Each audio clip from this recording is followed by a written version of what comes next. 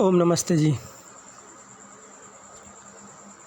अभी बरसात का समय आ गया है, लेकिन क्या आप जानते हैं कि बरसात में और गृहस्थ आश्रम में एक समानता है? वो क्या है, उसके बारे में थोड़ा बताते हैं आपको। जैसे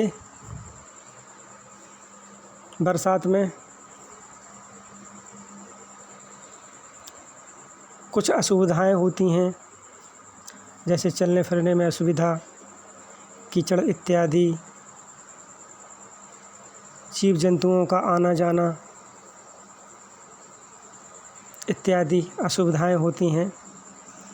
लेकिन फिर भी सभी जानते हैं कि यदि बरसात ना हो, वर्षा ना हो, तो धरती पर जीवन असंभव है। तो वर्षा को सभी मौसमों से बड़ा मौसम, सबको धारण करने वाला मौसम बोल सकते हैं।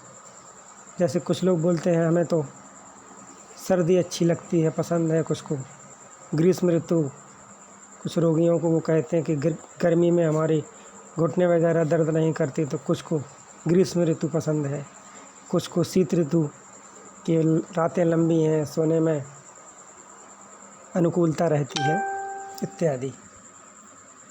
लेकिन फिर भी सबसे महत्वपूर्ण यदि किसी ऋतु को माना जाए तो वह बरसात ऋतु ही है। यदि वर्षा ना हो तो धरती पर जीवन संभव नहीं। ठीक इसी प्रकार आश्रमों में गृहस्थ आश्रम सबसे अधिक और सबसे बड़ा और सबसे महत्वपूर्ण है। गृहस्थ आश्रम में भी उलझनें आती हैं, परेशानियां आती हैं, कीचड़,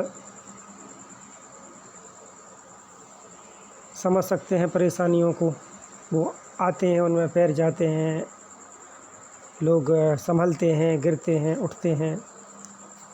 लेकिन फिर भी सभी आश्रमों को धारण करने वाला, स्थिर करने वाला गृहस्थ आश्रम ही है।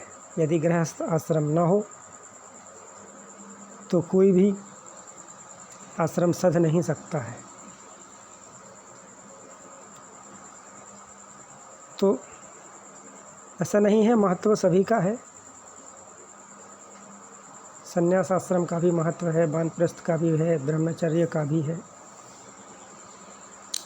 यह उनके लिए बताया जो गृहस्थ आश्रम को निम्न और हीन कोटि का समझते हैं। तो उनके लिए एक जानकारी के तौर पर यह वीडियो बनाया है। बाकी आश्रमों के विषय में तो जानकारी है ही लोगों को, गृहस्थ आश्रम के विषय में भी है, लेकिन प्रकरण के अनुसार उचित लगा तो यह जानकारी दी। ओम नमस्ते जी, धन्यवाद।